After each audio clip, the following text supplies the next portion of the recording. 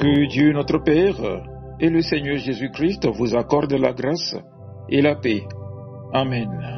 Le texte biblique de ce lundi 11 mai 2026 est tiré de l'Épître aux Romains, chapitre 5, du verset 12 au verset 21. Le thème qui nous conduit est le suivant.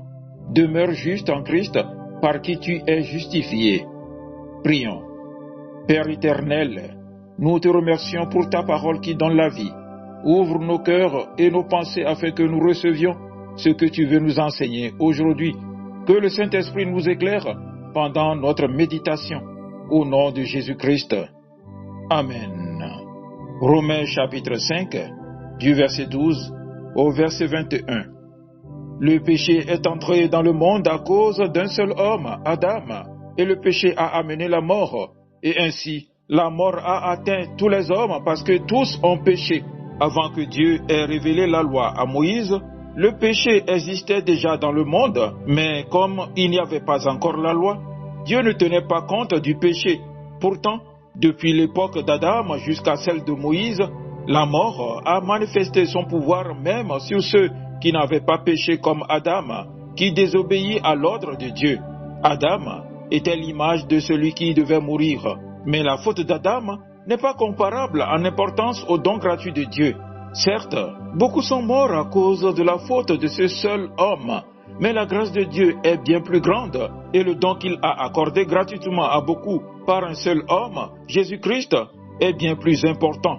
Et le don de Dieu a un tout autre effet que le péché d'un seul homme. Le jugement provoqué par le péché d'un seul a eu pour résultat la condamnation, tandis que le don gratuit accordé après de nombreuses fautes a pour résultat l'acquittement. Certes, la mort a manifesté son pouvoir par la faute d'un seul, à cause de ce seul être, mais par le seul Jésus-Christ, nous obtenons beaucoup plus. Tous ceux qui reçoivent la grâce abondante de Dieu et le don de son œuvre salutaire vivront et régneront à cause du Christ. Ainsi, la faute d'un seul être, Adam, a entraîné la condamnation de tous les humains. De même, l'œuvre juste d'un seul, Jésus-Christ, libère tous les humains du jugement et les fait vivre. Par la désobéissance d'un seul, une multitude de gens sont tombés dans le péché.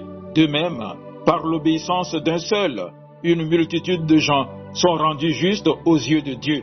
La loi est intervenue et alors les fautes se sont multipliées. Mais là où le péché s'est multiplié, la grâce de Dieu a été bien plus abondante encore. Ainsi, de même que le péché a manifesté son pouvoir de mort, de même, la grâce de Dieu manifeste son pouvoir salutaire pour nous conduire à la vie éternelle par Jésus-Christ, notre Seigneur. Amen.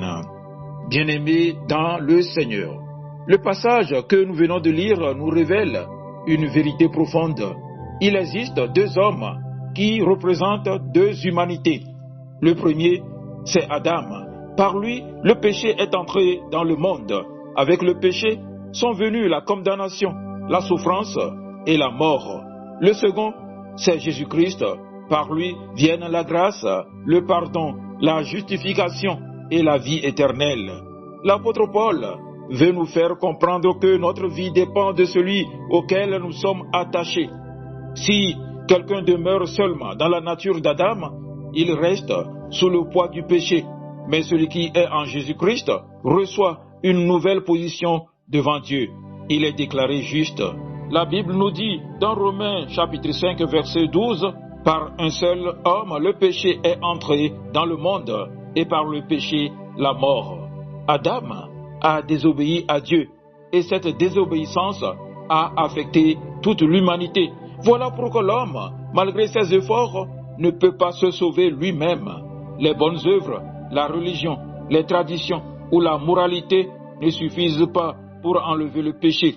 Le péché est une nature héritée depuis la chute. Mais gloire soit rendue à Dieu. Ce que l'homme ne pouvait pas faire, Jésus-Christ l'a accompli. Paul nous montre ensuite un contraste merveilleux entre Adam et Christ. Adam a apporté la condamnation. Christ apporte la justification. Adam a transmis la mort. Christ donne la vie. Adam a ouvert la porte au péché. Christ ouvre la porte de la grâce. Là où le péché a abondé, la grâce a surabondé. Quelle parole puissante! Cela signifie que la grâce de Dieu est plus grande que notre passé, plus grande que nos fautes, plus grande que nos échecs. Peut-être que quelqu'un se sent encore condamné aujourd'hui. Peut-être que quelqu'un pense que Dieu ne peut plus lui pardonner. Mais le sang de Jésus est suffisant. La grâce de Christ est capable de relever celui qui était tombé. Être justifié veut dire être déclaré juste devant Dieu. Ce n'est pas parce que nous sommes parfaits, c'est parce que Jésus-Christ a pris notre place à la croix. Il a porté notre condamnation afin que nous recevions sa justice. Voilà pourquoi le chrétien ne doit plus vivre dans la culpabilité permanente. Quand Dieu regarde celui qui est en Christ, il voit l'œuvre parfaite de Jésus-Christ. Mais, frères et sœurs, la justification n'est pas une permission de retourner dans le péché. Paul dit que la grâce doit maintenant régner dans notre vie. Cela veut dire que nous devons demeurer en Christ. Demeurer en Christ, c'est rester attaché à lui chaque jour. C'est marcher dans l'obéissance. C'est aimer la présence de Dieu. C'est refuser de retourner à l'ancienne vie. Jésus dit dans Jean 15, verset 5, « Celui qui demeure en moi et en qui je demeure porte beaucoup de fruits. » Un chrétien qui demeure en Christ produit le fruit de la sainteté, de l'amour, de la paix et de l'obéissance. Alors, comment demeurer en Christ? Nous demeurons en Christ par la prière. Nous demeurons en Christ par la méditation de la parole. Nous demeurons en Christ par l'obéissance au Saint-Esprit. Nous demeurons en Christ en gardant la foi dans l'œuvre accomplie de Jésus. Le diable peut essayer de rappeler ton passé. Les hommes peuvent rappeler tes anciennes fautes. Mais lorsque Dieu te regarde en Jésus-Christ, il te voit justifié. La Bible déclare dans Romains 8, chapitre 1, « Il n'y a donc maintenant aucune condamnation pour ceux qui sont en Jésus-Christ. » Quelle assurance merveilleuse! Le croyant n'est plus condamné, il est pardonné, il est réconcilié avec Dieu, il est devenu enfant de Dieu. Aujourd'hui, Dieu nous appelle à rester fermes dans cette grâce. Ne retourne pas dans l'ancienne vie, ne laisse pas le péché reprendre le contrôle. Demeure en Christ, marche dans la justice que Dieu t'a donnée, car celui que Jésus a justifié est appelé à vivre dans la victoire.